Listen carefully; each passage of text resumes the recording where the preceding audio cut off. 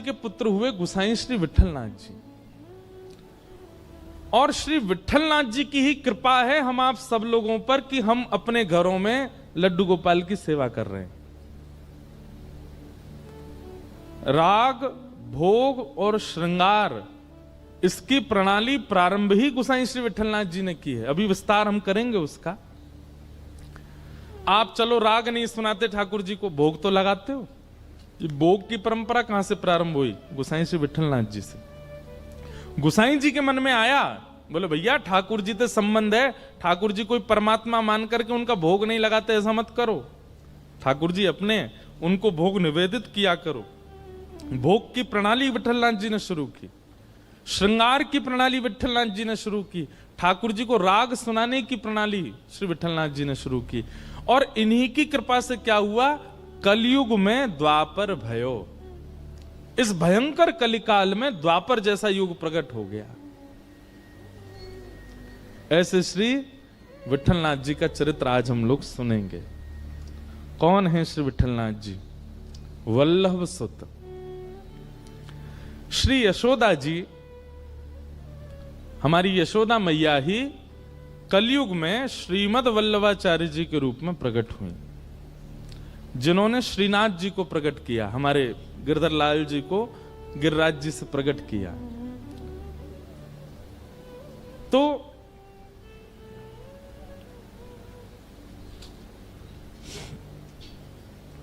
श्रीमद वल्लभाचार्य जी महाराज ब्रह्मचर्य का पालन कर रहे थे। उनकी इच्छा नहीं थी गृहस्थाश्रम के निर्वहन की और संतति वर्धन की,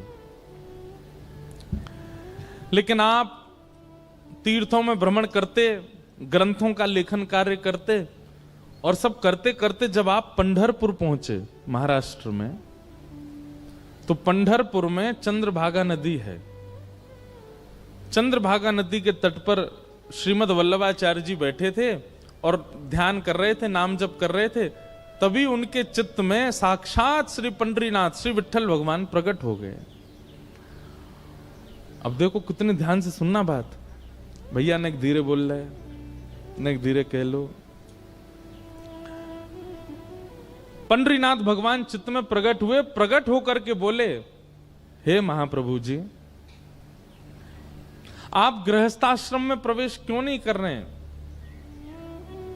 बोले कि अब हमको गृहस्थ में प्रवेश करके संतति आदि और विस्तार गृहस्थाश्रम के करने की इच्छा नहीं है। तब श्री विठलनाथ जी बोले, विठल भगवान बोले, विठल भगवान तो जानते हैं ना सब लोग, पंढरपुर में ऐसे कमर पर हाथ रख के खड़े हैं श्री पंढरीनाथ भगवान। पुंडलीक नाम के भक्त के ऊपर कृपा करने के लिए गए, पर पुंडलीक अपने माता पिता की सेवा कर रहा था। द्वार पर भगवान आके खड़े हो गए। भगवान ने आके कही, पुंडलीक हम तुझे दर्शन देने आए हैं।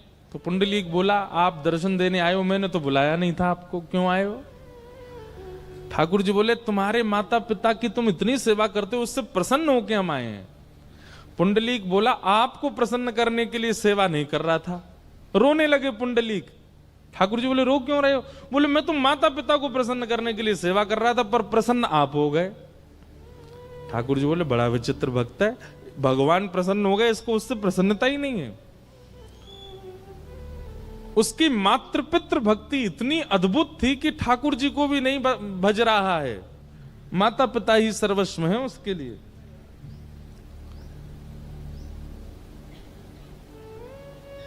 भगवान बोले कि हम तुम्हारी प्रतीक्षा करेंगे, जब तक तुम माता पिता की सेवा कर रहे हो हम यहीं खड़े रहेंगे। पुंडलीक ने आसन के रूप में एक ईंट भगवान की ओर खिसका दी और ठाकुर जी उस ईंट के ऊपर दोनों भुजा अपनी कमर पर रख के खड़े हो गए। उन्हीं का नाम पड़ा श्री विठल भगवान। मराठी में ईंट को वीट कहते हैं और उसके ऊपर जो ठाड़े हैं उनका नाम है विठल। तो श्रीमद वल्लभाचार्य जी के चित्त में श्री विठल भगवान प्रकट हो गए और प्रकट होकर के बोले, हे महाप्रभु जी, आप गृहस्थाश्रम में क्यों नहीं जा रहे हो? विवाह करके अपनी संतति आगे क्यों नहीं बढ़ा रहे हो? तो महाप्रभु जी बोले, मेरी इच्छा नहीं है। तो विठलनाथ जी बोले, मैं आपसे आपके यहां प्रकट भयो श्रीनाथ के रूप में, आप नहीं चाहते कि मेरी सेवा विस्तार हो आगे? तो गोसाई जी महाप्रभु जी बोले, हम चाहते तो हैं कि सेवा विस्तार हो, लेकिन हम अपने शिष्यों को दे देंगे।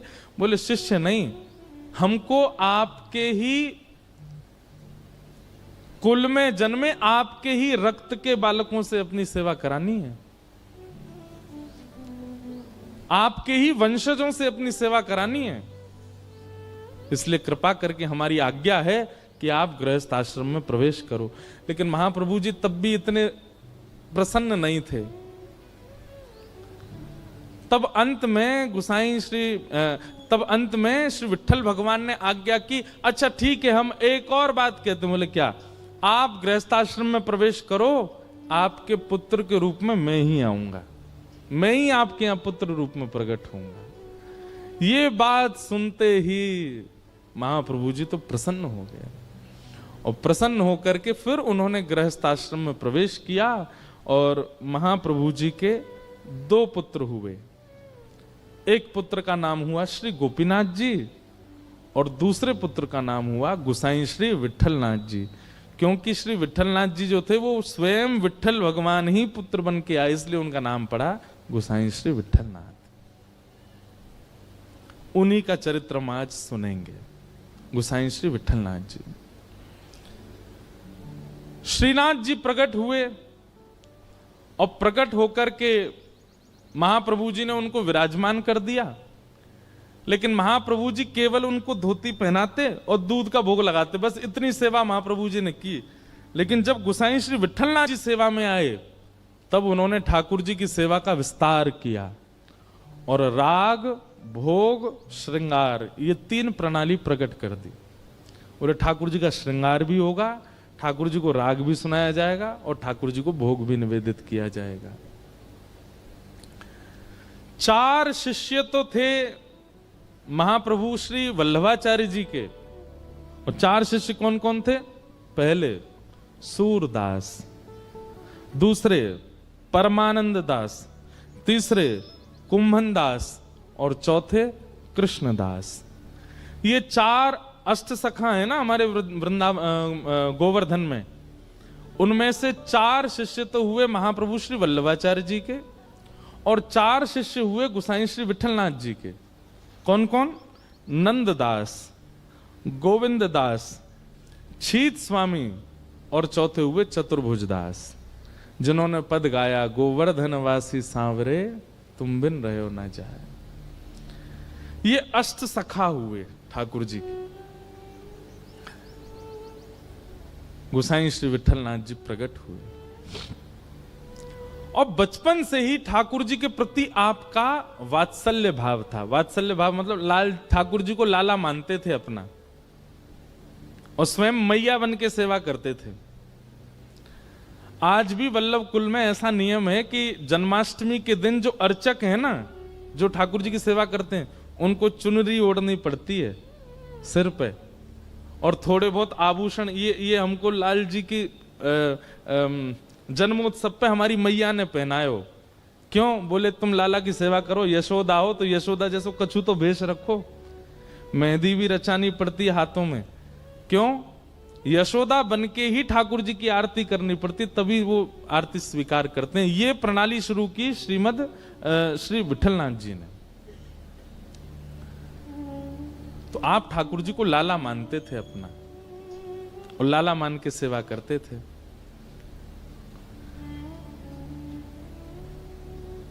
ऐसी सेवा प्रारंभ भई कि एक बार आपने ठाकुर जी को दूध भोग पधराया, और जैसे ही दूध भोग पधराया, दूध भोग आते ही ठाकुर जी सबके सामने तो स्वरूप में रहते थे, लेकिन पर्दा लगते ही ठाकुर जी सचल हो जाते थे।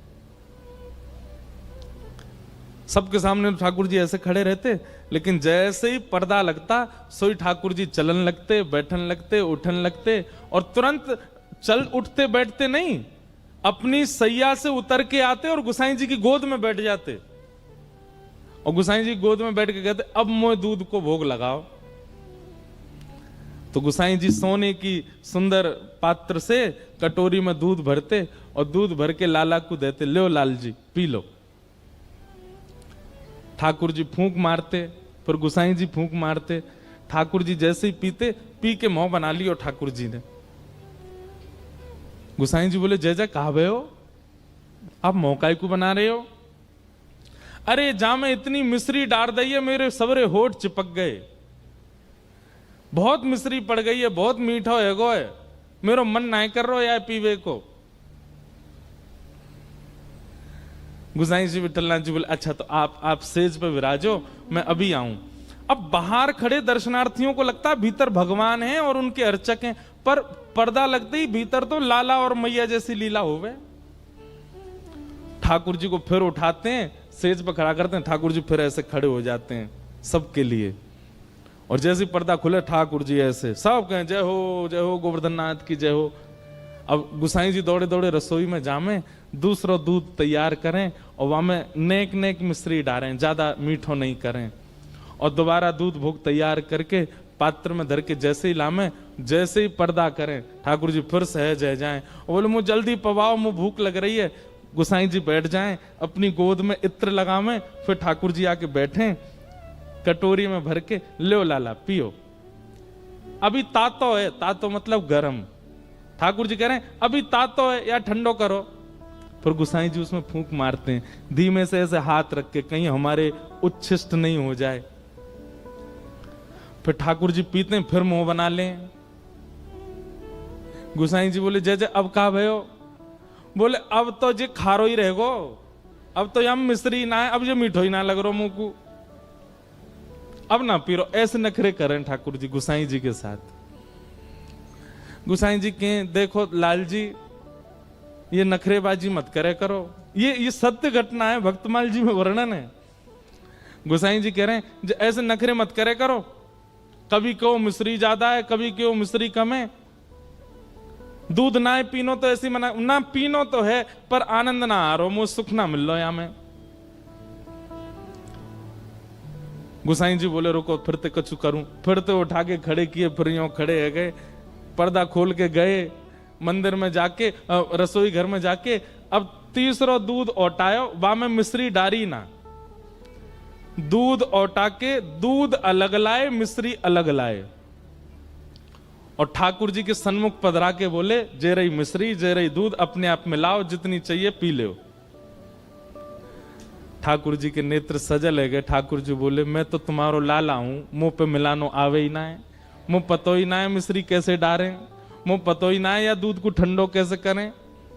आप मुंह को लाला मानो ना, लाला अपने आप दूध पीवे, वो तो मैया पिवावे सोई पीवे। गुसाई जी बोले आज तुम्हारी दूध पीवे की इच्छा ही ना है, सही बात तो जे है, लेकिन लाल जी दूध ना पियोगे तो गाल सबरे पिचक जाएंगे तुम्हारे, पत्र दुबरे है जाओगे, नेक्स्ट तो पेट तुम्हारो बाहर निकल आओ, भीतर चलो जाएगो, एक गदमदरा से तुम्हारे हाथ है सबरे सूख जाएंगे, और जैसे ही तुम सूखे सूखे से है जाओगे फिर किशोरी जी आपको रास में ना ले जाया करेंगे। सोई ठाकुर जी ने सबरो दूध लियो और लेके मुंह धर के पी गए। वो नाय में पत्रो ना होंगे, मुंह तो तगड़ो है नो है। ऐसे श्री गुसाई जी, ठाकुर जी ऐसी लीला करते हैं उनके साथ। और ये लीला होने के बाद गुसाई जी एकांत में बैठ करके नेत्रों से अश्रु प्रवाह करते, मुंह पे कितनी बड़ी कृपा है, ये ठाकुर जी मुझसे कितनों प्रेम करें, ये मुंह पे कितनों प्रेम न्योछावर करें।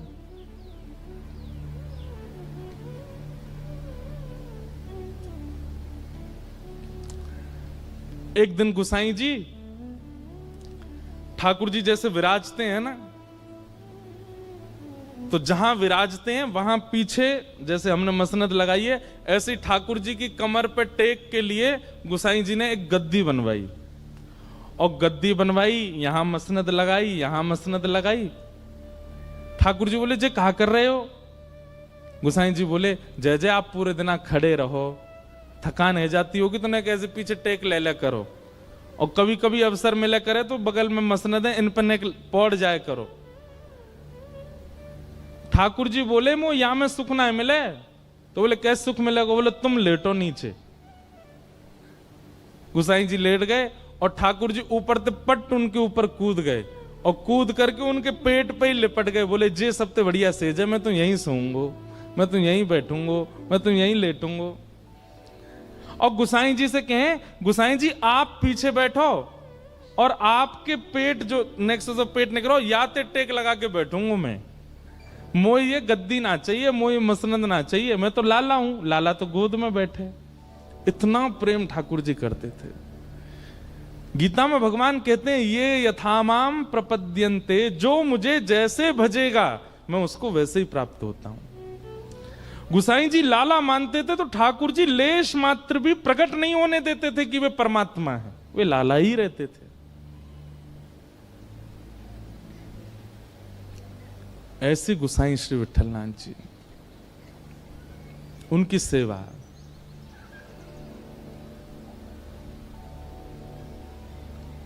एक दिन गुसाई जी श्रृंगार कर रहे थे ठाकुर जी का, और ठाकुर जी को श्रृंगार करते करते इतने में खिड़की थी मंदिर के गर्भगृह में, वहां गर्भगृह की खिड़की में एक बंदर आ गए हो। और जैसे ही बंदर आया हो तो ठाकुर जी ने बंदर को देखो तो बंदर ठाकुर जी पे करे खो, और जैसे ही ठाकुर जी पे करे खो खो, गुसाई जी के ओ देख बंदर आगो, गुसाई जी देखो बंदर आगो, या भगाओ यहां ते। गुसाई जी बोले बंदर ते डर रहे हो?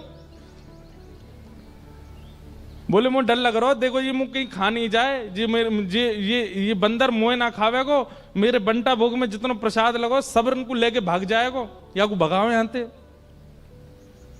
गुसाई जी ने तब तो बंदर भगा दिया, लेकिन बाद में मन में सोचने लगे ऐसे बैठे बैठे, बोले यही श्री कृष्ण है और यही अपने त्रेता युग में राम थे, और रावण को मारवे के काजे बंदरन की सेना लेके गए।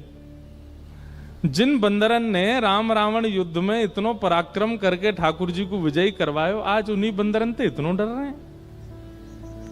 मन में ऐसे विचार करने लगे। ठाकुर जी तो सबके मन की जाने। ठाकुर जी तुरंत उतर के नीचे आए और आकर के बोले, गुसाई जी कहा सोच रहे हो मन में? मन में आप यूं सोच रहे हो कि मैं बंदरन ते काय को डर रहा हूं? अरे मैं बिल्ली ते डरूं, मैं बंदर ते डरूं। क्यों? क्योंकि आप मोए लाला मानो, और आपके मन में यह भावना आ रही है कि मैं डर काय को रहूं। लाला की भावना मत रखो, फिर परमात्मा की भावना रखो मेरे प्रति। अगर लाला मानो तो तुम्हें, आज भी ठाकुर जी ऐसे ही भाव से विराज रहे श्रीनाथ जी में। आप में से नाथ द्वार कितने लोग गए? बहुत कम लोग गए। प्रयास कीजिएगा, अब कभी चक्कर लगे तो एक बार नाथ द्वार जरूर जाइएगा। पहले गोवर्धन में ही विराजते थे श्रीनाथ जी, बाद में फिर नाथ द्वार विराज गए। और नाथ द्वार जब तक नहीं जा पा रहे हो तो तब तक अमृतसर में ही श्री गोवर्धन नाथ जी की हवेली है भीतर, वहां दर्शन करें आना। तो नाथ द्वार जब आप जाएंगे तो वहां आप दर्शन करेंगे, श्रीनाथ जी विराज रहे हैं, और श्रीनाथ जी के मंदिर से नेक निकल के मंदिर प्रांगण में ही भीतर विश्व के सबसे पहले लड्डू गोपाल विराज रहे हैं। उनको नवनीत प्रियालाल कहते हैं। क्या कहते हैं? नवनीत का मतलब मक्खन, और मक्खन से जो प्रेम करे वो नवनीत प्रिय लाल। लड्डू गोपाल तो हम लोगों ने नाम धर दिया, वो लड्डू थोड़ी है हाथ में, वो तो नवनीत है। ठाकुर जी के हाथ में क्या है? मक्खन है हाथ में। शोभित कर नवनीत लिए, घुटरुन चलत रेणुतन मंडित, गोरोचन तिलक किए, शोभित कर नवनीत लिए। तो अभी की घटना है, कुछ वर्ष पहले की। ठाकुर जी के भोग में एक नियम होता है कि मिष्ठान ठाकुर जी के सामने रखो। अगर आप थाली में भोग लगाते हो तो जो मीठी वस्तु है ना, वो ठाकुर जी की तरफ आगे होनी चाहिए। अब हम लोग तो थाली में भोग लगाते हैं, पर प्रणाली ऐसी है कि थाली में भोग नहीं, संपूर्ण सामग्री ठाकुर जी के आगे रखनी चाहिए। कड़ी बनी है, चावल बनी है, रोटी बनी है, साग बना है, सब भर भर के पात्र लेके जाओ और ठाकुर जी के सामने सब कुछ पधरा दो। मंदिरों में ऐसी भोग लगता है, सारी सामग्री ठाकुर जी के आगे धरते हैं, ठाकुर जी को जितना रुचि लगे उतना पावे। आपने 2 ही रोटी धरी ठाकुर जी के आगे, ठाकुर जी मधुमंगल श्रीदामा सब आ गए होंगे, ठाकुर जी कह रहे होंगे भैया नेक नेकी पहियो 2 ही धर के गए हो है, भूख तो ज्यादा लग रही है पर नेकी धर के गए हो है। तब आप जब थाली में 2 ही रोटी धरते हैं तो फिर मधुमंगल श्रीदामा तनसुका मनसुका ये सबरे सखा आते हैं ठाकुर जी के संग पानी, अकेले ठाकुर जी पाते नहीं, कभी नहीं पाते। या तो किशोरी जी और अष्ट सखियां आएंगी या फिर ठाकुर जी अपने सखान को बुलाएंगे, ठाकुर जी अकेले प्रसाद नहीं पाते। और आप धर के क्या गए हो, 2 ही रोटी, नेक्स्ट सब्जी। अच्छा, कई घरों में तो देखा इतनी सी चांदी की थाली, वहां में इतनी इतनी सी कटोरी। हमारे लाल जी छोटे हैं ना, छोटा सा मुंह, छोटी सी थाली, छोटी सी गिलास।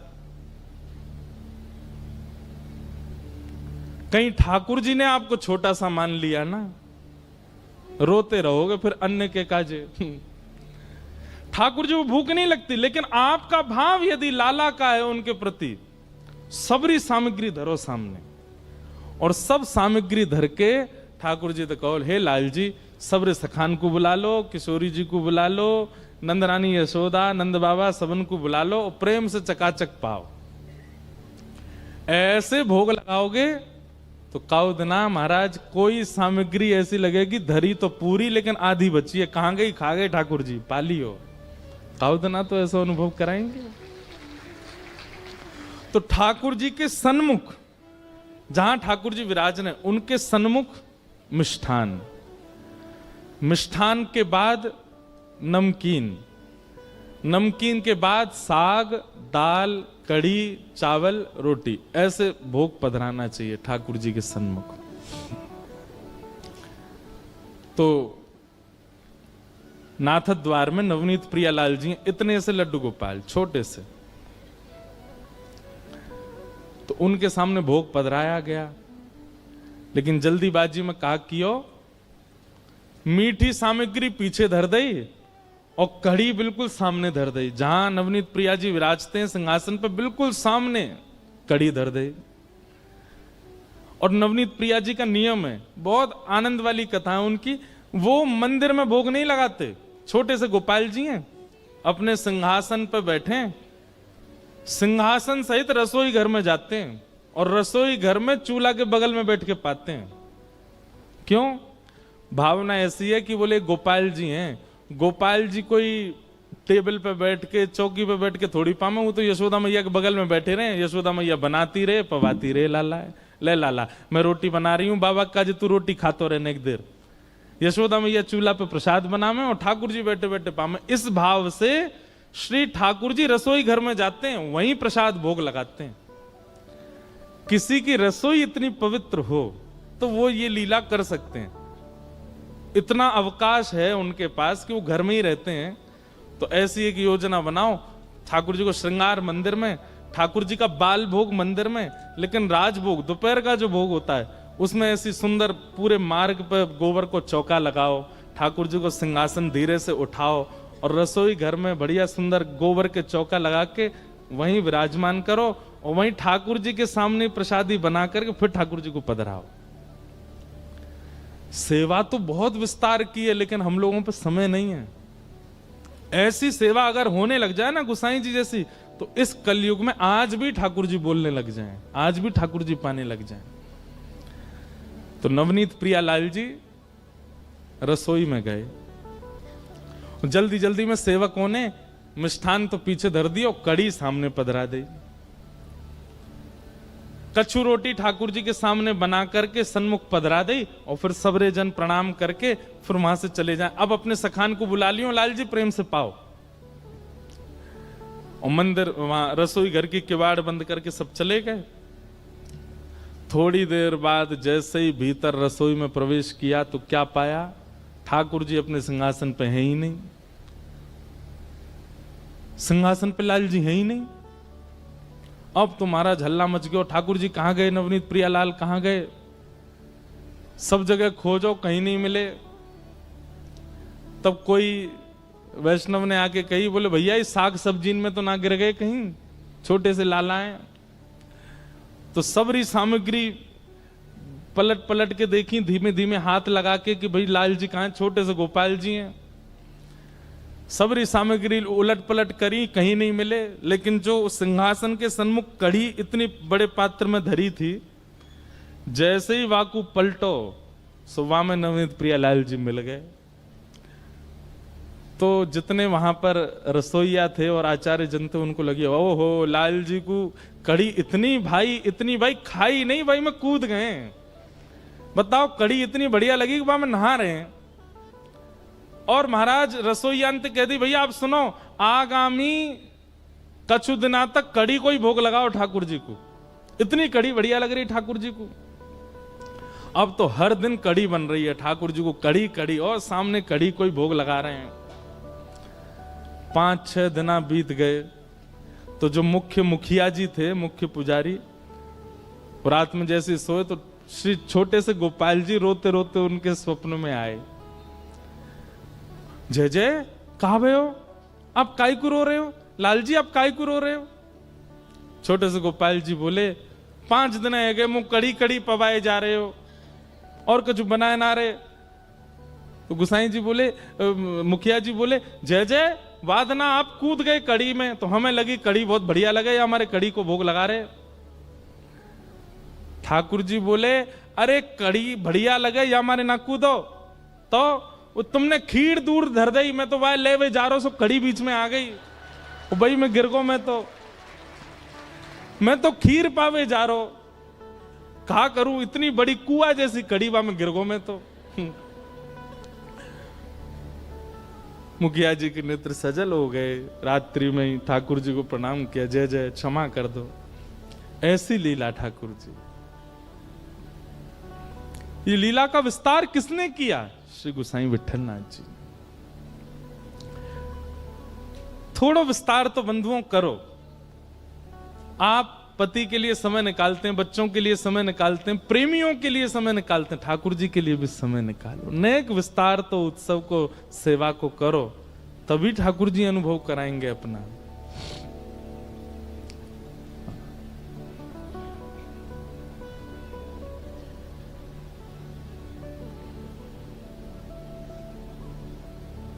एक लीला और होती है, ठाकुर जी को शयन के समय नेत्रों पे काजल लगाते हैं। यहां धीमे धीमे काजल लगाओ और उंगली से लगाना, कोई सामग्री से नहीं। छोटे से ठाकुर जी हैं तो नेक नेक बिंदी धरा दो यहां रात्रि में शयन के समय। और सुबह जब मंगला करवे जाओ तो फिर वो जैसे सुबह सुबह लाल जी उठे हैं, उठ करके क्या करते हैं, ठाकुर जी ऐसे मीड़ते हैं अपनी आंख, तो वो काजल जो यहां 2-2 बिंदी धरी है ना, सुबह जब मंगला करो तो उनको ऐसे नेत्रन के ऊपर ऐसे ऐसे गोल गोल घुमा दो। तो उस भाव से आरती करनी है कि लाला ने उठ के अपनी आंख मीड़ ली है, सो ऐसे जगन्नाथ बन गए, गोल गोल आंख कारी पड़ गई है। आज भी नवनीत प्रिया जी का आप दर्शन करने जाओगे तो श्री लाल जी के नेत्र दिखाई ही नहीं देते। मैंने मुखिया जी से पूछा, मैंने मुखिया जी एक बात बताओ, ये लाला के नेत्र का क्यों ना दिखाई दें? बोले अरे रात में काजर लगाए और सुबह उठ के लाला ने आंख मीड़ ली, सबरी आंख दुबक गई ठाकुर जी की, या हमारे कारी कारी आंख है गई हैं। ये सब लीला विस्तार करी हैं श्री गोसाई जी ने।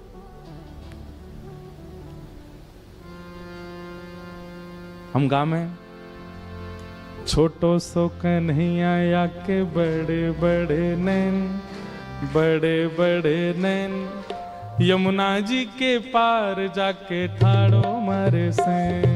छोटो सो कन्हैया या के बड़े बड़े नैन, बड़े बड़े नैन, यमुना जी के पार जाके ठाड़ो मारे से।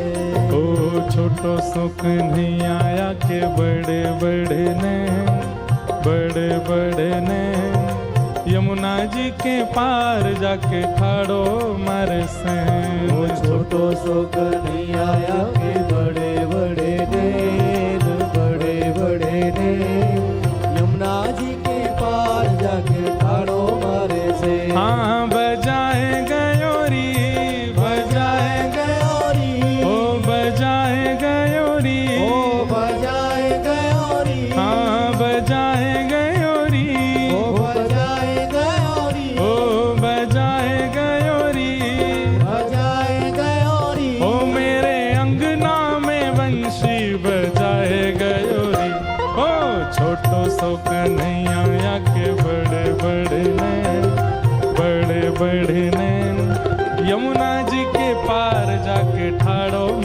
सैन। छोटो सो कन्हैया आके बड़े बड़े नैन, बड़े बड़े नैन, यमुना जी के पार जाके ठाड़ो मारे से।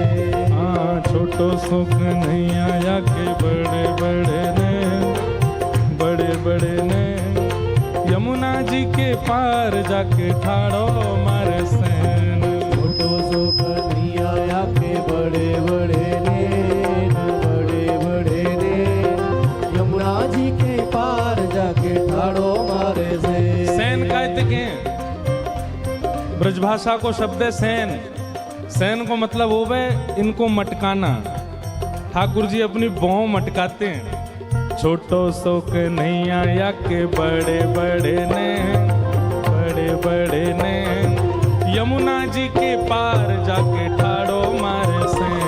वो छोटो सो कन्हैया आके बड़े बड़े नैन, बड़े बड़े नैन, यमुना जी के पार जाके देखो, ठाड़ो मारे से। आज कथा को विश्राम दिवस है और हरिहर मिलन के विश्राम दिवस में हम सबन की कामना कहा है कि निकुंज की प्राप्ति हो। और वृंदावन में प्रकट निकुंज है श्री निधिवन राज, और वहीं निधिवन राज के सेवायत गोस्वामी आज पधारे हैं। श्री ठाकुर जी के सेवायत आए श्री राधेश गोस्वामी जी और श्री शिवम गोस्वामी जी, हमारे बिहारी जी के निधिवन राज के सेवायत आए हैं। प्रेम से भाव से सब लोग ठाकुर जी को स्मरण करते हुए, हाँ यमुना जी के पार जाके ठाड़ो मारे से। ओ यमुना जी के पार जाके ठाड़ो मारे से। हे बजाए गयोरी, बजाए गयोरी, बजाए गयोरी, बजाए गयोरी, मेरे अंगना में वंशी बजाए गयोरी। ओ छोटो सो कन्हैया के बड़े बड़े ने, बड़े बड़े ने, यमुना जी के पार जाके ठाड़ो मारे से। छोटो सो कन्हैया के बड़े बड़े नैन, बड़े बड़े नैन, यमुना जी के पार जाके बोलो नंद के लाला की।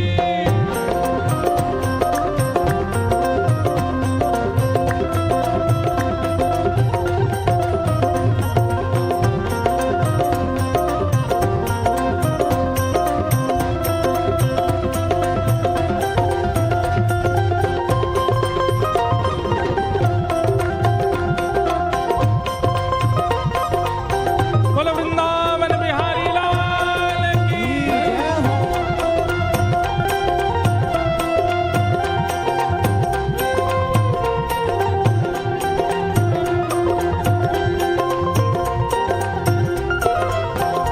हाँ अंगना में सोई रही सुध बुध नाए, अंगना में सोए रही सुध बुध नाए, अंगना में सोए रही सुध बुध नाए, अंगना में सोए रही सुध बुध नाए, सोमती पे जादू डारो जागेगी के नाए। सोमती पे जादू डालो जागेगी के नाए। हाँ सोमती पे जादू डारो जागेगी के नाए। ओ सोमती पे जादू डालो जागेगी के नाए। हे सुनाए गयोरी, ओ सोनाए गयोरी, हाँ सुनाए गयोरी, ओ सोनाए गयोरी, हाँ सुनाए गयोरी, ओ सोनाए गयोरी, हाँ सुनाए गयोरी। ओ सोनाए गयोरी, ओ मेरे कानन में वंशी सुनाए गयोरी। ओ छोटो सो कन्हैया के बड़े बड़े ने, बड़े बड़े ने, यमुना जी के पार जाके ठाड़ो मारे से। छोटो सो कन्हैया के बड़े बड़े नैन, बड़े बड़े नैन, यमुना जी के पार जाके ठाड़ो मारे से। हाँ छोटो सो कन्हैया के बड़े बड़े ने, बड़े बड़े ने, यमुना जी के पार जाके ठाड़ो मारे से। छोटो सो कन्हैया के बड़े बड़े नैन, बड़े बड़े नैन, यमुना जी के पार जाके ठाड़ो अब मारे से। ये गोपी के संग लीला कर रहे हैं ठाकुर जी, और ये लीला तभी करेंगे जब ऐसी प्रणाली से सेवा हो।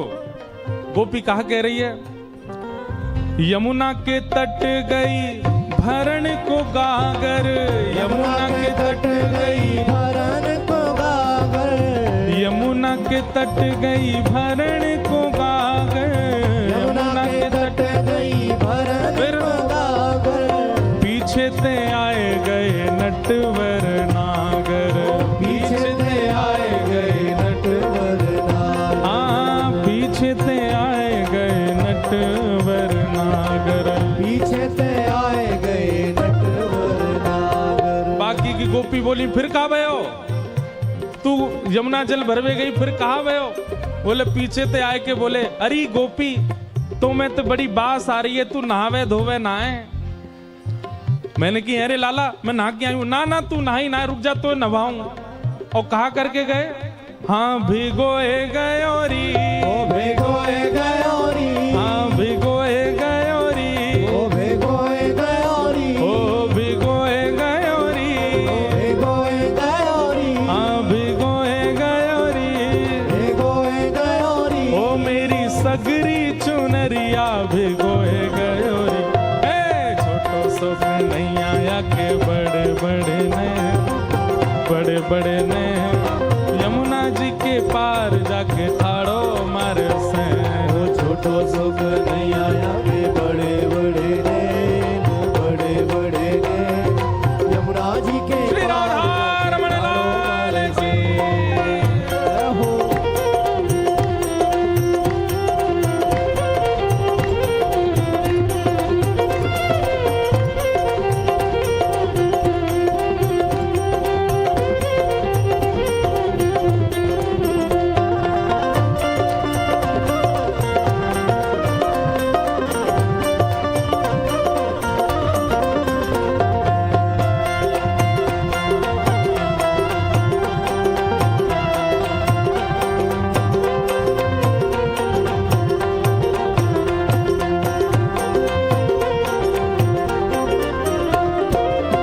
तीसरी गोपी का कह रही है, मेरे संग कहा कियो, अड़ के खड़ो है मेरी गैल में आके, अड़ के खड़ो है मेरी गैल में आके। गैल मतलब रास्ता।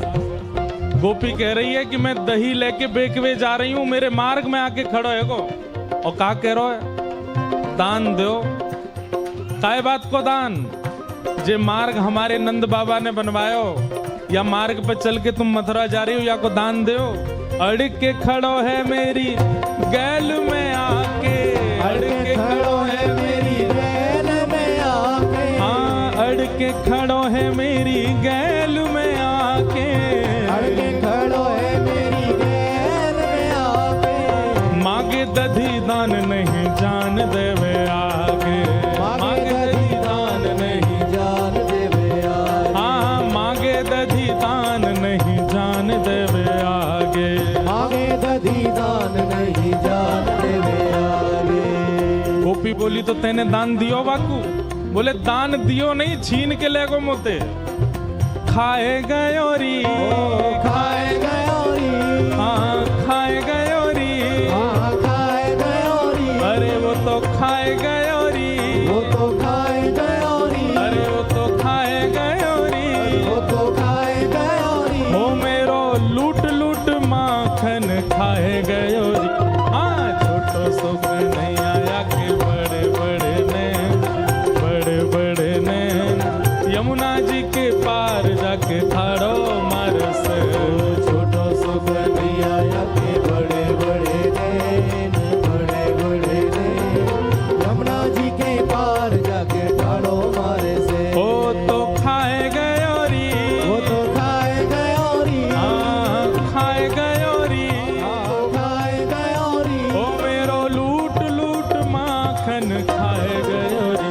हाँ छोटो सुख नहीं आया के बड़े बड़े ने, बड़े बड़े ने यमुना जी के पार जाके ठाड़ो मारे सैन। छोटो सुख नहीं आया के बड़े बड़े ने, बड़े बड़े ने यमुना जी के पार जाके ठाड़ो मारे से। हे गोविंद मेरो है, गोविंद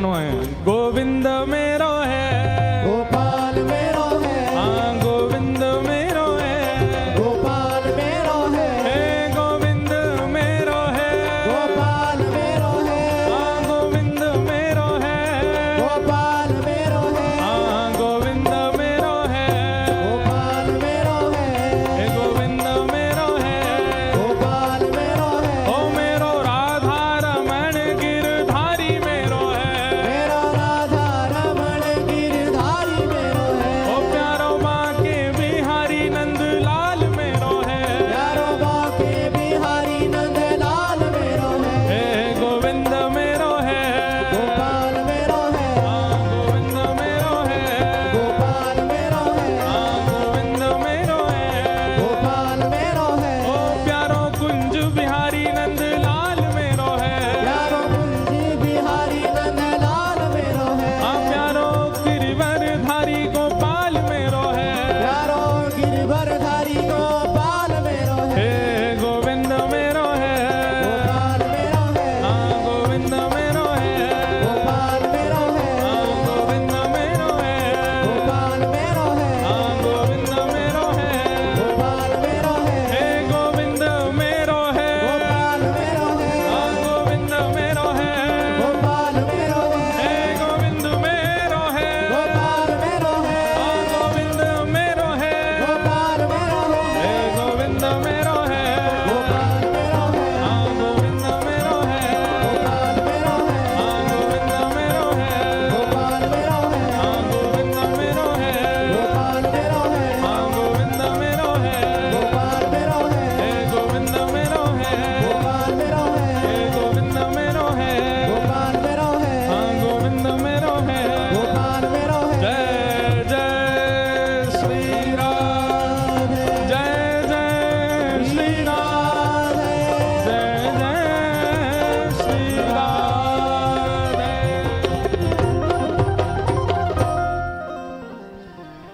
यमुना जी के पार जाके ठाड़ो मार से, यमुना जी के पार जाके ठाड़ो मार से, हाँ बिगोए गयोरी, ओ भेगोए गयोरी, हाँ हाँ खाए गयोरी, हाँ खाए गयोरी, हो मेरी लूट लूट मटकी को खाए गयोरी, छोटो सो कन्हैया के बड़े बड़े ने, बड़े बड़े ने, यमुना जी के पार जाके ठाड़ो मार सेन, छोटो सुख नैया के बड़े बड़े नैन, बड़े बड़े नैन, यमुना जी के पार जाके ठाड़ो मार से। ऐसे श्री गुसाई विठलनाथ जी ने सेवा प्रणाली विराजमान की। आपका मुख्य भाव यही है कि ठाकुर जी से संबंध बना के सेवा करो, उनको भगवान मान के नहीं। सब लोग बिल्कुल सावधानी से सुनो, उनको प्रति भगवान की भावना तो रखनी है। उसमें किस प्रकार से भावना रखनी है? तो स्वच्छता के रूप में, पवित्रता के रूप में, इन सब भाव में तो भगवान की भावना रखनी है। पर जब सेवा करें तो फिर लाल जी की भावना से करनी है। मैया हल्ला मत करो, हमने वो पानी नहीं पियो, आप सब डकोस रहे हो।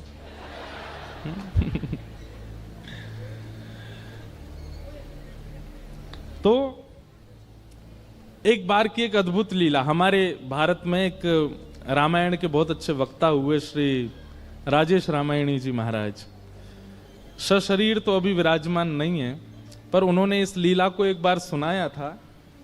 परंतु ये लीला मुख्य रूप से गुसाई श्री विठलनाथ जी की है। उन्होंने इस लीला को ऐसे सुनाया कि बरसाने के एक व्यापारी थे, उनकी कोई पुत्री नहीं थी, उन्होंने किशोरी जी को अपनी पुत्री माना। पर यह लीला ऐसे है, भक्तमाल जी में वर्णन है कि गुसाई श्री विठलनाथ जी के 7 पुत्र थे। कितने पुत्र थे? 7। और 7 पुत्रों के ब्याह हो गए तो कितनी बहू? 7 बहू। तो एक बार गुसाई श्री विठलनाथ जी ने एक चूड़ी पहनावे वारी से कही हमारे घर चली जाओ, 7 बहू हैं उनको चूड़ी पहनाया।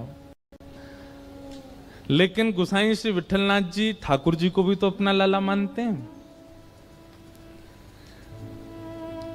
तो 7 बहुओं ने चूड़ी पहनी, सबन ने चूड़ी पहन ली। जैसी सब गई और सब भीतर चली गई, वो चूड़ी वारी जैसी वहां से जान लगी, इतने में ही एक अत्यंत सुंदर सुकुमारी छोटी सी लाली आ गई और आकर के बोली, सबन को चूड़ी पहनाई दी, मोए भी तो पहनाओ, मैं या घर की सबसे बड़ी बहू हूं।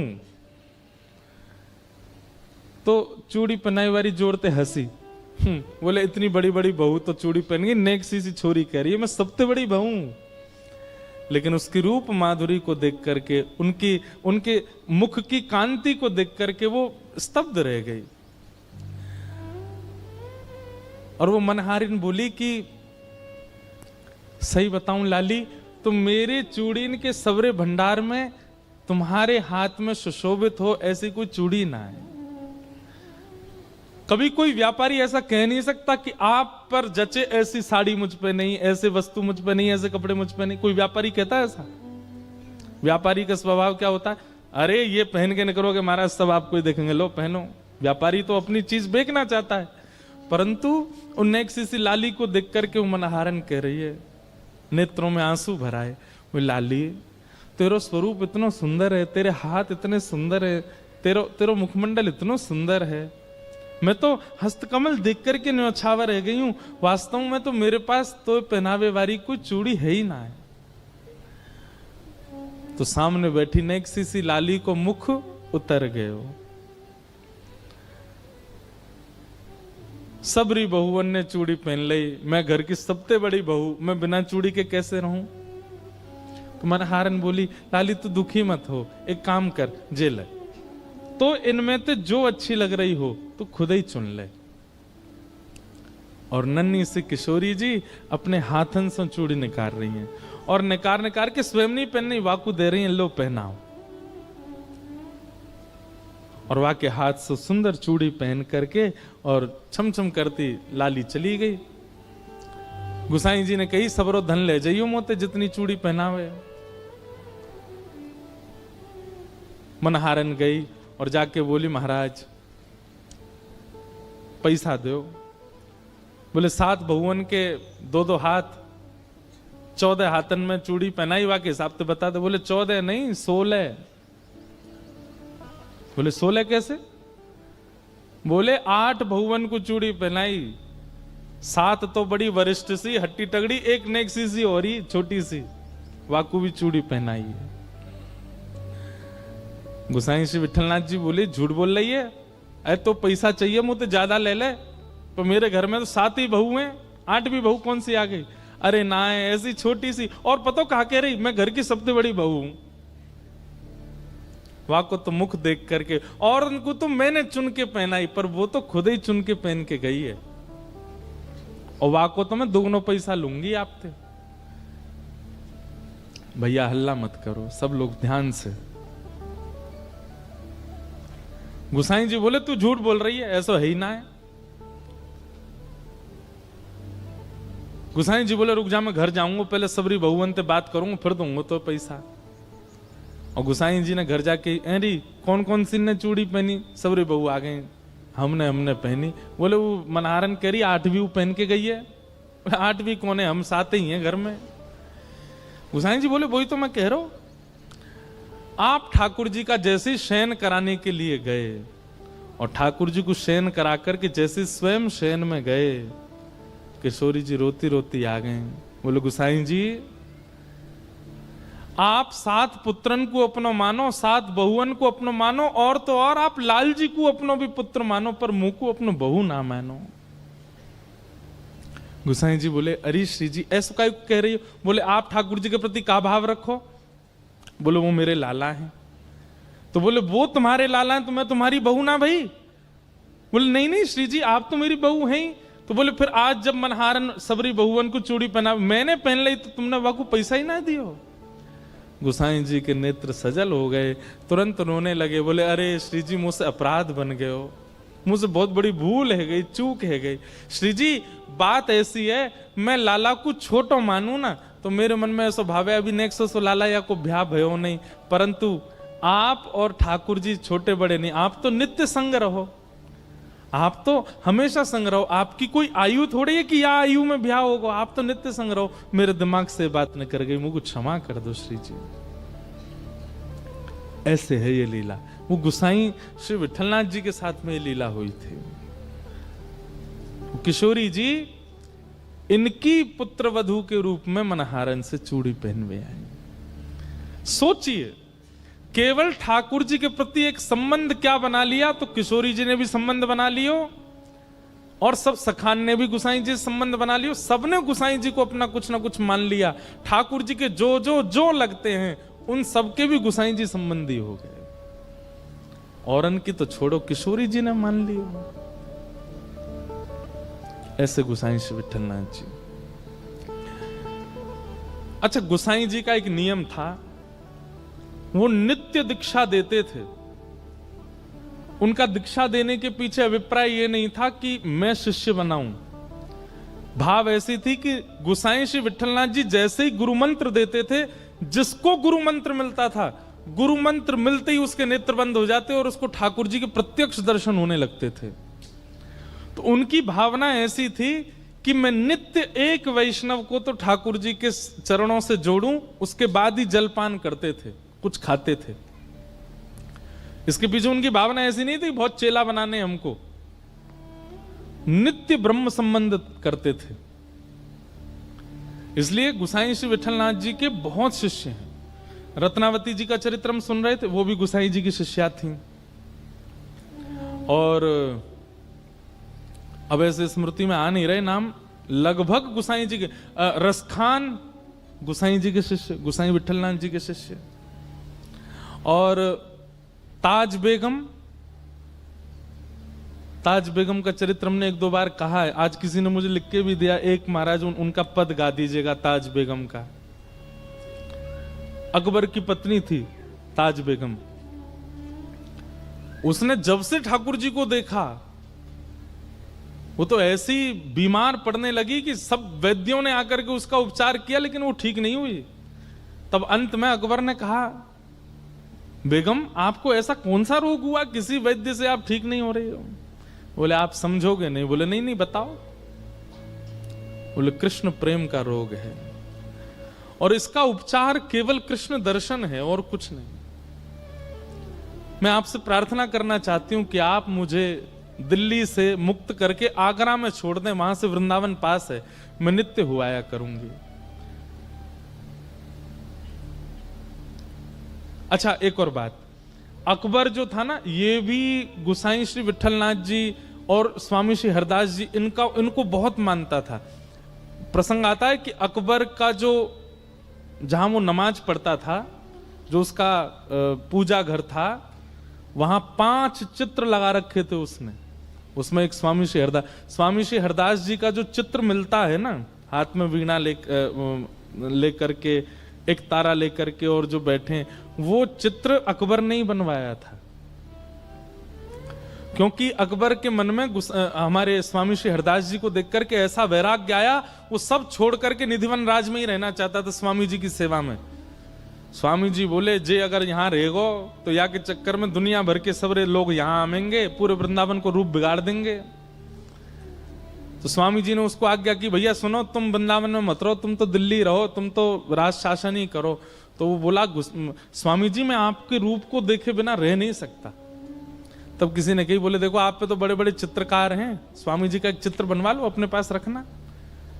तब अकबर ने स्वामी जी का चित्र बनवाया और चित्र लेकर के दिल्ली गया, और जहां वो नमाज करता था वहां पर उसने 5 भक्तों के चित्र रखे। उसमें गुसाई विठलनाथ जी, स्वामी श्री हरदास जी और संभवतः भक्तिमती मीराबाई, ऐसे गोस्वामी तुलसीदास जी, ऐसे 5 चित्र थे उसके पास। अपनी नमाज आदि करता था, उसके बाद 5 भक्तों को प्रणाम करता। अकबर पर कृपा तो थी संतों की। तो अकबर की जो ये पत्नी थी ताज बेगम, इनको वृंदावन आने की बड़ी रुचि थी। तो ये वृंदावन कभी कभी जाती थी। एक बार इन्होंने जाकर के गुसाई श्री विठलनाथ जी से कहा, ऐसा कोई मंत्र दे दीजिए कि मेरे पति मेरे वश में हो जाएं, और वश में करके मुझे कुछ और नहीं करना, बस उनसे यह कहलवा देना है कि तुम सदा के लिए वृंदावन चली जाओ। ऐसा कोई ताबीज बना दो, गंडा बना दो, मंत्र दे दो जिससे मेरे पति मेरे वश में हो जाएं। तो गोसाई श्री विठलनाथ जी ने भोजपत्र पर कुछ लिखा और लिख करके उसको ताबीज में डाल करके और ताज बेगम को पहना दिया। ताज बेगम जब दिल्ली आई तो उसके गले में अकबर की अन्य पत्नियों ने जब ताबीज देखा तो उन्होंने अकबर के कान भर दिए, बोले कि हमें पता चलिए गुप्तचरों से आपको अपने वश में करके, और ये कुछ षड्यंत्र करना चाहती हैं अपने भाइयों को पूरे भारत का राज शासन दिलाने के लिए। गोसाई श्री विठलनाथ जी से ताबीज बनवा के आई है ताज बेगम, ताकि आपको वश में कर सके। अकबर तो अकबर है, उसके लिए कोई रोक टोक थोड़ी, तुरंत पहुंच गया ताज बेगम। बोले ये ताबीज खोल के दिखाओ उसमें क्या लिखा है। पढ़ा तो ताज बेगम ने भी नहीं था उसमें लिखा क्या है, पर गोसाई जी ने उसमें लिखा था, यंत्र मंत्र और तंत्र सो भूल करो जन कोय। बोले भैया यंत्र मंत्र तंत्र तोना टोटका इन सब में ज्यादा विश्वास मत करो।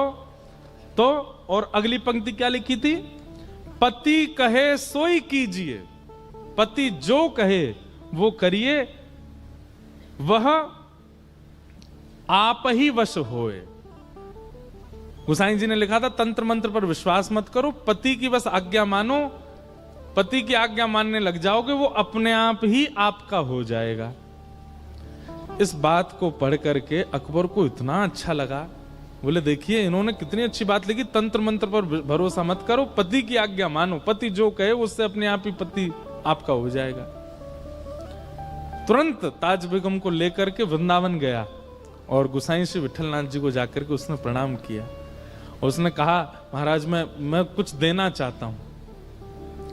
तब गोसाई श्री विठलनाथ जी ने कही, बोले काम करो, हमारे श्रीनाथ जी के लिए गौचारण के लिए भूमि प्रदान करो। 500 एकड़ जमीन अकबर ने श्रीनाथ जी और नवनीत प्रिया जी के गौचारण के लिए प्रदान की। आज भी गिरिराज जी में गौचारण भूमि जो है ये अपना पारासौली, चंद्र सरोवर आदि ये सब अकबर ने प्रदान किए थे ठाकुर जी को। एक दिन ताज बेगम का इतना प्रेम ठाकुर जी के प्रति देख करके अकबर ने कहा, देवी आप क्या चाहती हैं? बोले हमको सदा के लिए वृंदावन छोड़ दो। और अकबर ने ताज बेगम को वृंदावन छोड़ दिया। गोसाई जी की शरण में रह करके उसको मंदिर में तो जाने नहीं दिया जाता था क्योंकि म्लेच्छ थी। खिड़की से दर्शन करती थी श्रीनाथ जी का, खिड़की से दर्शन करती ठाकुर जी का। दर्शन कर करके उसकी ऐसी स्थिति हो गई कि अब ताज बेगम दर्शन नहीं करती है। ताज बेगम मन में सोच लेती है, आज ठाकुर जी ने पीली पोशाक पहनी होगी, टेढ़ा मुकुट पहना होगा, मुकुट पर सेहरा बांधा होगा, मोतीन के श्रृंगार धारण किए होंगे, आज ठाकुर जी को गुलाब का इत्र लगा होगा, कंठ में मोगरा की माला पहनी होगी। मन में सोचती थी, दर्शन करने नहीं जाती थी। और जो दर्शन करके आते उनसे पूछती, आज ठाकुर जी कैसे श्रृंगार में जरा बताना। तो कहते आज ठाकुर जी ने पीली पीतांबरी पहनी है, पाग पे सेहरा पहना है, मोती की लड़ धारण करी है, गले में मोगरा की माला पहनी। और ये सुनकर के ताज बेगम नाचने लगती थी। क्यों? अब उसको मंदिर जाने की आवश्यकता नहीं है, वो अपनी कुटिया में बैठे बैठे चिंतन करती है और ठाकुर जी वैसे ही श्रृंगार में होते हैं। गोसाई श्री विठलनाथ जी की तो इसलिए वो ब्रह्म संबंध देते थे, रोज दीक्षा देते थे। क्यों? उनके दीक्षा देते ही जो वैष्णव दीक्षा लेता था उसको तुरंत ठाकुर जी का दर्शन अनुभव होने लग जाता था। और नियम बना लिया कि जब तक दीक्षा एक वैष्णव नहीं बनाऊंगा तब तक जलपान नहीं करूंगा। तो एक बार क्या हुआ, आज पता नहीं क्या ऐसा योग था, बहुत गर्मी पड़ रही थी, लोग बाग घरों से निकले ही नहीं, कोई गोसाई जी के पास आया नहीं। मध्याह्न का समय हो गया, गोसाई जी भूखे बैठे। क्यों? रोज ब्रह्म संबंध देते हैं फिर कुछ पाते हैं। तभी आप गोविंद कुंड है गिरिराज जी में, वहां जाकर के बैठ गए और गोविंद कुंड में 2 हंस घूम रहे थे। आपने मन में विचार किया, आज तक मानवों को ठाकुर जी का दर्शन कराया है ब्रह्म संबंध देके, इन जीवों का भी तो अधिकार है। और आपने उन दो हंस हंसनी के जोड़े के कान में अष्टाक्षर मंत्र देके उनको कंठी माला पहना दी, और जैसे ही कंठी माला धारण कराई दोनों के चतुर्भुज रूप हो गए और दोनों का ही निकुंज में प्रवेश हो गया, ठाकुर जी की प्राप्ति हो गई। ऐसे गोसाई श्री विठलनाथ जी, ठाकुर जी से उनका ऐसा संबंध। इनके जीवन में भी एक परीक्षा हुई थी। कृष्णदास अधिकारी जी थे, उनसे इनकी किसी बात पर अनबन हो गई, और श्री कृष्णदास अधिकारी जी ने इनके जो दूसरे भाई थे गोपीनाथ जी, उनका भगवत धाम गमन हो गया था, उनकी पत्नी थी और उनका एक बेटा था, बेटे का नाम पुरुषोत्तम था।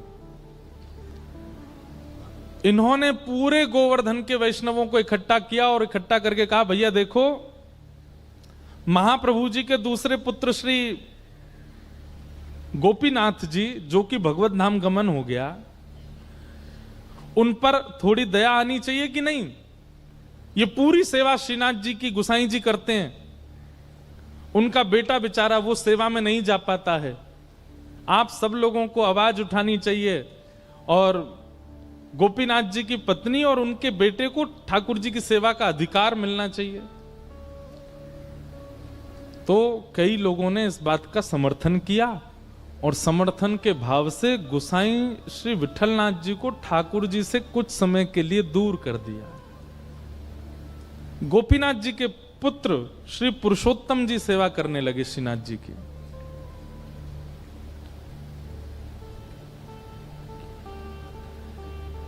सेवा से दूर किया, गोसाई श्री विठलनाथ जी उसमें राजी थे, कोई बात नहीं, लेकिन कृष्णदास अधिकारी जी ने यह नियम बना दिया कि आप मंदिर ही नहीं आओगे, ठाकुर जी का दर्शन भी नहीं करोगे।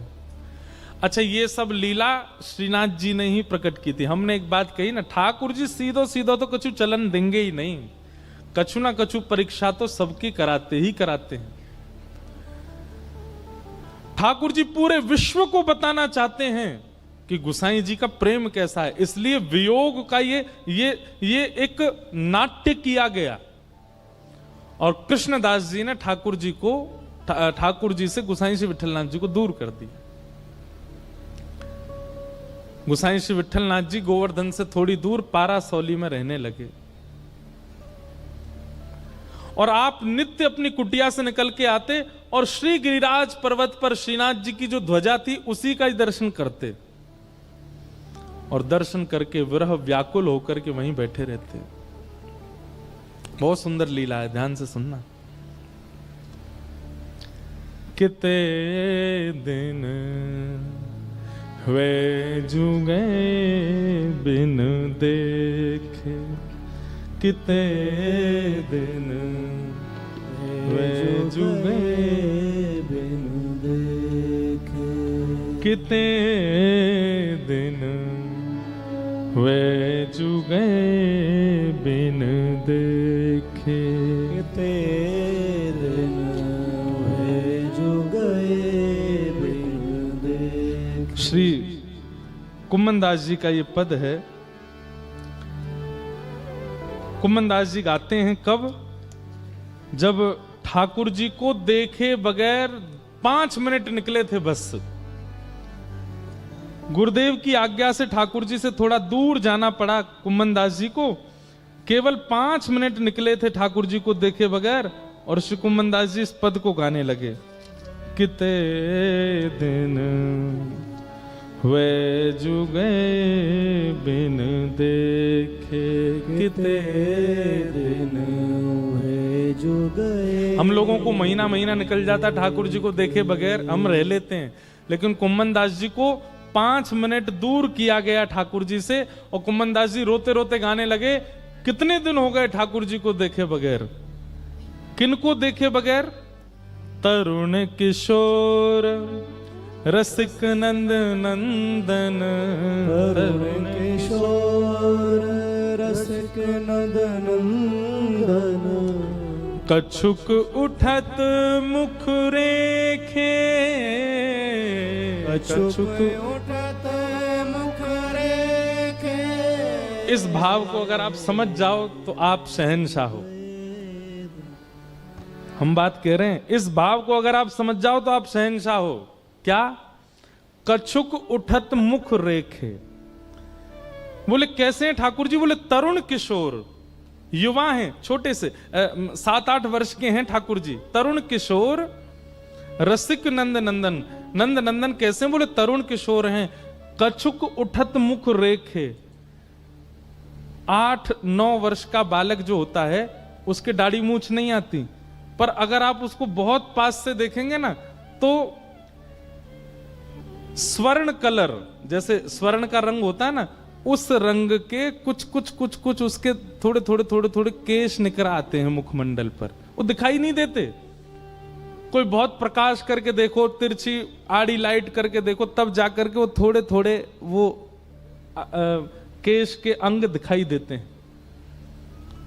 कुम्मन दास जी कह रहे हैं, बोले नंद नंदन को देखे बगैर और उनके मुखमंडल पर प्रकट जो वो छोटे श्वेत वर्ण के जो केश हैं वो देखे बगैर, कछुक उठत मुख रेखे। दाढ़ी मूछ नहीं आती ठाकुर जी को, पर वो रेखाओं का दर्शन भी कुम्मन दास जी को हो जाता है। कितनी बड़ी दर्शन की भाव हमको होते हैं। हमें तो कछु ना है वो है, हम तो बस सुन वेले में ही सीमित हैं। वह शोभा वह कांति वदन की, वह शोभा वह कांति बदन की। कैसी लगती है? ऐसा मन करता है कि कोटिक चंद विशेखे, कोटिक चंद विशेखे। करोड़ों चंद्रमाओं को मुट्ठी में लेकर के ठाकुर जी पर वार दूं, इतने सुंदर लगते हैं। किते दिन वे जुगे बिन देखे, किते दिन वे जुगे बिन देखे। तो गुसाई श्री विठलनाथ जी ठाकुर जी से दूर कर दिए। गुसाई जी दूर से ही ठाकुर जी की ध्वजा का दर्शन करते हैं। लेकिन ऐसा नहीं है कि विरह केवल भक्त को होता है, विरह ठाकुर जी को भी होता है। बात केवल इतनी है कि भक्त अपना विरह गा के सुना देता है, ठाकुर जी कैसे सुनाए? परंतु एकमात्र श्री गुसाई विठलनाथ जी हैं जिनके लिए ठाकुर जी ने अपना विरह प्रकट कर दिया। कैसे? श्रीनाथ जी में आज भी 100 पान का भोग रोज लगता है ठाकुर जी। कितने पान? 100 बीड़ा पाते हैं ठाकुर जी। कभी आप श्रीनाथ जी जाएंगे तो श्रीनाथ जी तो अभी 500 300 350 400 साल पहले चले गए नाथ द्वार। उससे पहले तो वृंदावन में ही सब लीला करते थे। आज भी आप देखोगे राजभोग के बाद मुखिया जी आएंगे और पान के बीड़ा ठाकुर जी से मुख से छुपाएंगे और फिर रखें। कभी अगर प्रसादी में ठाकुर जी की बीड़ा मिलती है, एक बार को अन्य प्रसाद मिले तो सब में बांट दियो, पर बीड़ा मत बांटियो। बीड़ा तो स्वयं पहियो, क्योंकि बीड़ा समझते हैं ना, पान भोग। एकमात्र बीड़ा भोग ऐसा है जो ठाकुर जी के अधर से छुपाया जाता है। बाकी की सब सामग्री सामने रखी जाती है, पर बीड़ा तो ठाकुर जी के अधर से स्पर्श कराया जाता है। और बीड़ा भोग ज्यादातर किशोरी जी का बीड़ा भोग ठाकुर जी पाते हैं और ठाकुर जी का बीड़ा भोग किशोरी जी पाती हैं, क्योंकि अधर स्पर्श होता है उसमें। तो श्रीनाथ जी को 100 पान का भोग लगता था। बहुत ध्यान से सुनना। तो एक रामदास भीतरिया करके सेवा करते थे श्रीनाथ जी के आसपास। पोंछा लगावे की सेवा, आरती सजावे की सेवा, आदि आदि सेवा। भीतरिया 2 सेवक होते हैं, एक होते हैं भीतरिया, एक होते हैं भारिया। भीतरिया वो जो गर्भगृह के अंदर जा सकते हैं, भारिया वो जो बाहर की सेवा करते हैं। तो रामदास भीतरिया जो थे ये गुसाई श्री विठलनाथ जी के शिष्य थे। ये जाते थे श्रीनाथ जी के मंदिर में सेवा करने, भीतर पोंछा आदि करने। तो जब ये पोंछा आदि करते थे तो श्रीनाथ जी खड़े खड़े इनको इशारा करते, ए सुन, ऐसे इशारे करते। अब ये कही आवाज कहां से आ रही है? फिर ठाकुर जी करें। अब ये ऊपर देखे ठाकुर जी को, ठाकुर जी ऐसे खड़े हैं, आसपास कोई है नहीं, भाई आवाज कौन करता है? एक बार तो घबरा गया, हुआ आ गो मंदिर में। लेकिन फिर ठाकुर जी ने इसको ऐसे बौं मटका के इशारा किया। रामदास तो अरे अरे जय जय, आप बुला रहे हैं मुकु। ठाकुर जी ने फिर इसको प्रत्यक्ष, ठाकुर जी लीला सबके सामने नहीं करते हैं, परंतु रामदास के द्वारा गुसाई जी को संदेश भेजना है, इसलिए ठाकुर जी लीला कर रहे। जय जय, आप कछु आज्ञा कर रहे हैं? तो ठाकुर जी के बगल में जो मसनद रखी जाती है ना, उन पे ठाकुर जी के मुख पहुंचने का एक रूमाल रखा जाता है। ठाकुर जी ने ऐसे नजर घुमा के रूमाल की ओर इशारा किया। कोई था नहीं मंदिर में, 2-4 लोग दर्शन कर रहे थे। इसने धीमे से वो रूमाल उठाया और रूमाल खोल के देखा तो ठाकुर जी जो 100 पान खाते थे उसकी जो पीक निकलती थी, उस पीक से ठाकुर जी ने पत्र लिखा था गोसाई श्री विठलनाथ जी के लिए। और वो पत्र लिखा था, उसमें प्रथम ही ठाकुर जी ने लिखी है, रामदास पत्र मत पढ़ियो, ले जाके गोसाई जी को दे दे। रामदास के तो नेत्र सजल हो गए, ठाकुर जी लीला करते। और रोज रामदास क्या करता, 2 रूमाल रखता, एक तो वहां पधरा देता और एक वहां से उठा के जेब में धर के ले जाता और गोसाई जी के पास जातो। गोसाई जी, आज ठाकुर जी ने कृपा कर, बोले हाँ प्रसाद भेजा होगा दे दो। नहीं प्रसाद नहीं, आज तो पत्र भेजा है। गोसाई जी ने जैसे ही वो रूमाल खोल करके देखा, ठाकुर जी ने अपनी पीक से जो पान की लाल लाल निकलती, वहां से ठाकुर जी ने पत्र लिखा। और उस पत्र में ठाकुर जी अपना प्रेम उद्गार प्रकट करते हैं। और क्या कहते हैं, वो पंक्ति तो मुझे याद नहीं, पर ठाकुर जी ने पत्र लिख करके गोसाई जी से कहा, मेघ तो समय आने पे बरसेगो। मतलब मेघ तो समय आने पे बरसेगो। मेघ हमेशा नहीं बरसते, जब समय आता है तब बरसता है। तो मानो गोसाई जी से कह रहे हैं, प्रतीक्षा करो, समय जल्दी आएगा जब मेरा प्रेम आप पे बरसेगा। तो गोसाई जी तो गोसाई जी हैं। गोसाई जी ने एक पत्तल पर दूसरा पत्र लिखा और पत्र लिख करके रामदास से बोले जाओ ठाकुर जी को दे दो। और गोसाई जी ने क्या लिखा, बोले मेघ तो समय आने पे बरसेगा, पर चातक, चातक पक्षी जानते हैं नाम, एक तो आजकल लोग जानते नहीं, इतनी व्याख्या करनी पड़ती है। चातक पक्षी जो होता है वो पूरे साल प्यासा रहता है। उसका नियम है वो नदी का पानी नहीं पिएगा, वो पोखर तालाब का पानी नहीं पीता। चातक पक्षी जो होता है वो पहली वर्षा होती है और उसका जब बिंदु गिरता है उसी का जल पीता है, उसको कहते हैं चातक। और चातक पक्षी का नियम होता है वो चहकता कैसे है, प्यासा हूं प्यासा हूं। जो पहाड़ों में रहते हैं, हिमाचल के लोग होंगे, कश्मीर, उनको चातक पक्षी की आवाज आती होगी सुबह, प्यासा हूं, वो ऐसे ही बोलता है। तो ठाकुर जी ने पत्र लिख करके भेजा, मेघ तो समय आने पे बरसेगा। गोसाई जी ने पत्र लिख करके भेजा, मेघ तो समय आने पे बरसेगा, पर चातक अपनी पुकार क्यों छोड़े, चातक तो पुकारेगा। मेघ चाहे जब बरसे, पर चातक प्यासा हूं प्यासा हूं प्यासा हूं, ये तो गाएगा ना।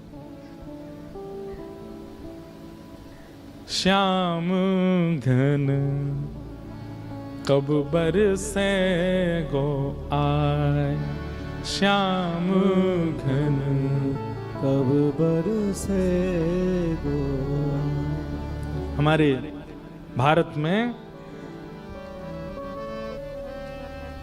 हनुमान प्रसाद पोद्दार जी, पूज्य भाई जी, उनका ये पद है। सब लोग बहुत ध्यान से सुनो, बहुत अच्छा पद है। अब हम बस ये पद गा करके फिर कथा को विश्राम देंगे। सब लोग गाना मेरे साथ। श्याम घन कब बरसे गो आए, श्याम घन कब बरसे गो आज, श्याम घन कब बरसे गो श्याम घन कब बरसे गो आज। श्याम घन कब बरसे गो आज। श्याम घन कब बरसे गो आज। कब यह हृदय संताप मिटे गो। कब यह हृदय संताप मिटे गो। कब यह हृदय संताप मिटे गो। कब यह हृदय संताप मिटे गो। विरह निदाग निसाए। विरह निदाग निसाए। श्याम घन कब बरसे गो आज। श्याम घन कब बरसे गो आज। हे श्याम घन कब बरसे गो आज। श्याम घन कब बरसे गो आज। कब मन मन मयूर नचे गो। कब मम मन मयूर नचे गो। मयूर कब नाचता है? जब बादल बरसते हैं। कब मम मन मयूर नचे गो। कब मम मन मयूर नचे गो। उर आनंद न समाए। उर आनंद न समाए। कब चित चातक चहक उठे गो। कब चित चातक उठे गो। कब चित चातक चहक उठे गो। कब चित चातक चहक उठे गो। श्याम प्रेम जल पाए पाए। श्याम प्रेम जल पाए। श्याम घन कब बरसे गो आज। श्याम घन कब बरसे गो आज। हे श्याम घन कब बरसे गो आज। श्याम घन कब बरसे गो। श्याम मिलन बिन कछु नहीं भावे। श्याम मिलन बिन कछु नहीं भावे। कछु नहीं मोहे समा। हाँ कछु नहीं मोहे सुहावे। हाँ कछु नहीं मोहे सुहावे। श्याम मिलन रस ही साचो रस। श्याम मिलन रस ही साचो रस। जीवन में रस समाए। श्याम घन जीवन में रस समाए। श्याम घन जीवन रस सो समाए। श्याम घन जीवन रस सो समाए। श्याम घन कब बरसे गो आज। श्याम घन कब बरसे गो। हे श्याम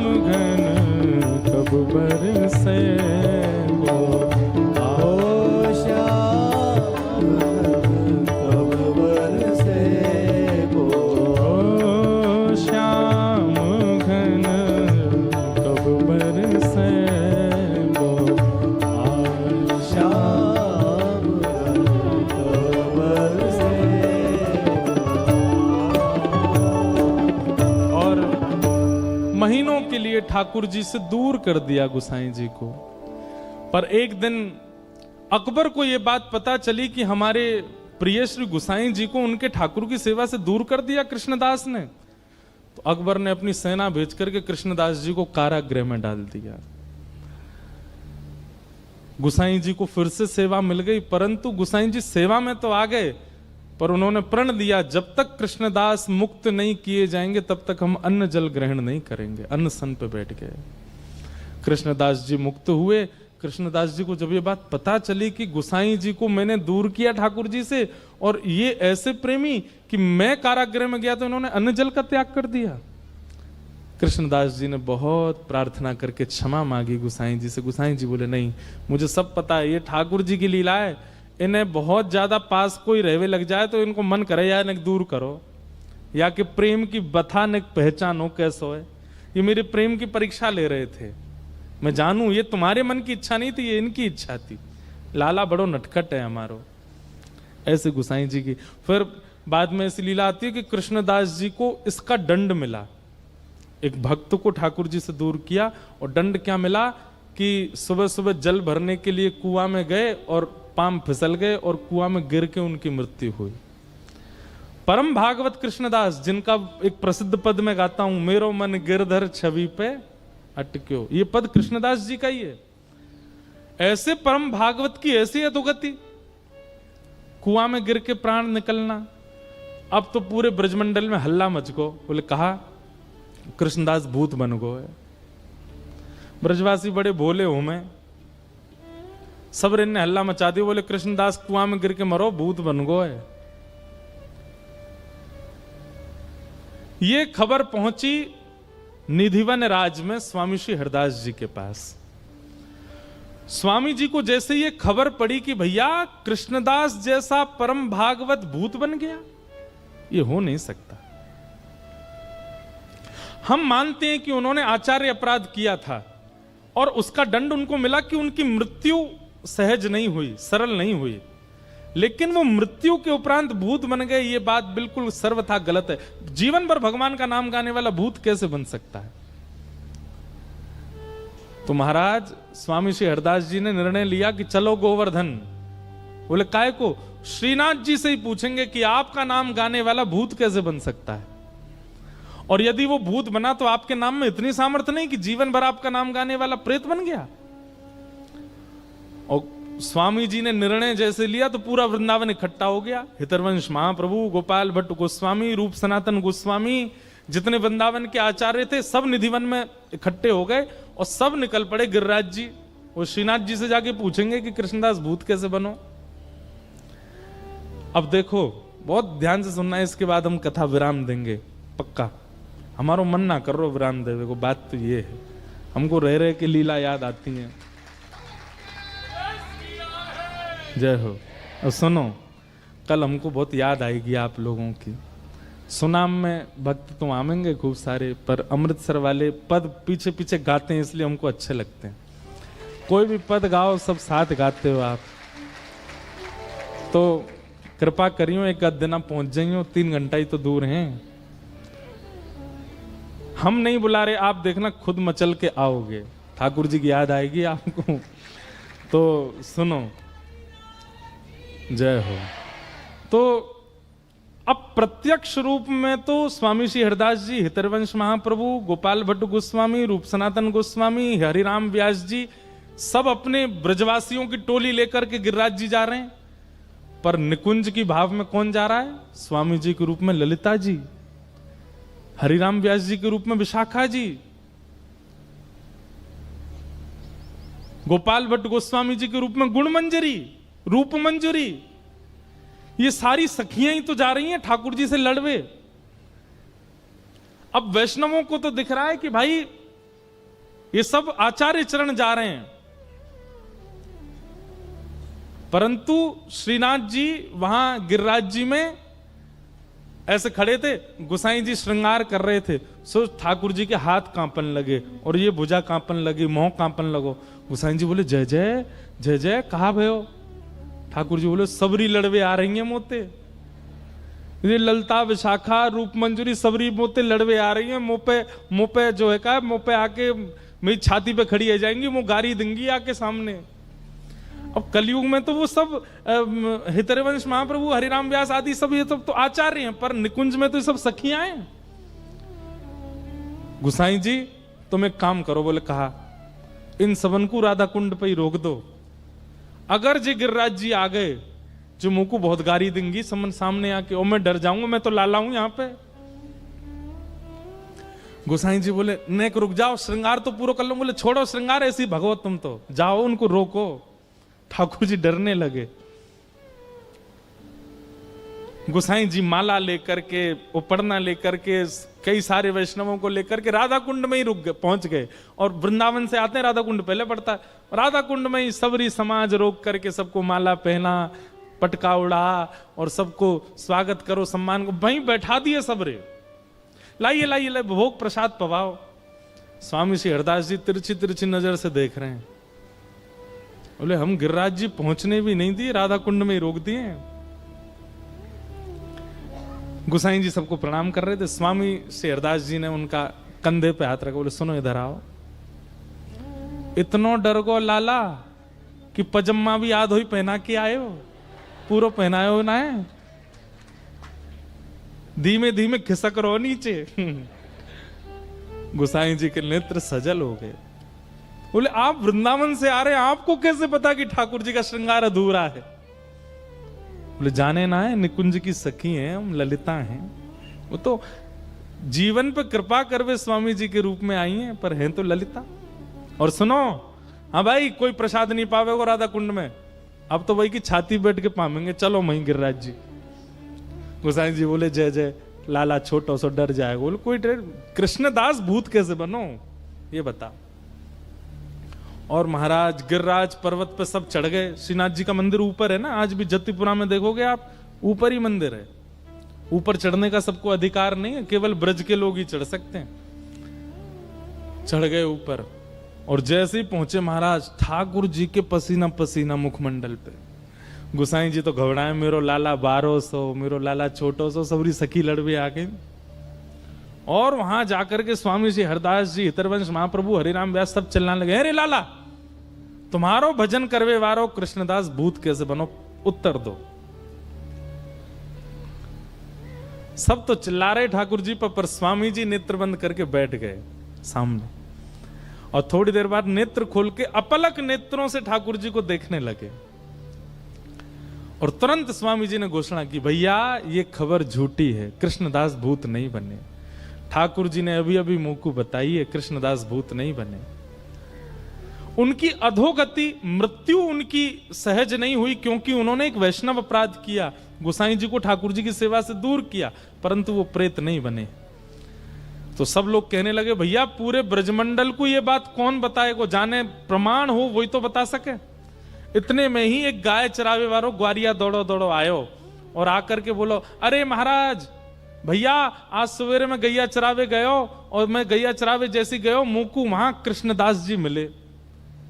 और कृष्णदास जी से मैंने की, बाबा तुम तो भूत बन गए हो।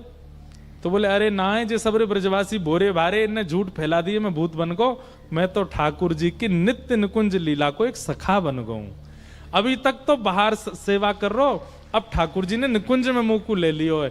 भैया मैं तो को बतावे आया हूं, सबन को जाके बता दे, मैं भूत ना बनूं, मैं तो ठाकुर जी के नित्य निकुंज को एक सखा बन गऊ।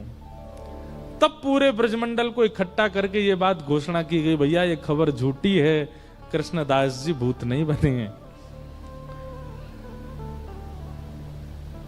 गुसाई जी के पास जाके स्वामी श्री हरदास जी बोले, या मारे आए हम गिरिराज जी, अगर हम नहीं आते तो ये बात फैली ही रहती कि कृष्णदास जी भूत बने। हमारे भय के कारण, और धीमे से कान में कह गए, भूत बन भी गए होगा तो हमारे कारण भूत योनि ते निवृत्त है के सखी योनि में चलो गो, ठाकुर जी की नित्य लीला में प्रवेश करो, या मारे आए हम गिरिराज जी। तो ऐसी मधुर लीला श्री गोवर्धन में हुई। ऐसे श्री गोसाई विठलनाथ जी को हम प्रणाम करते हैं, वंदन करते हैं, नमन करते हैं।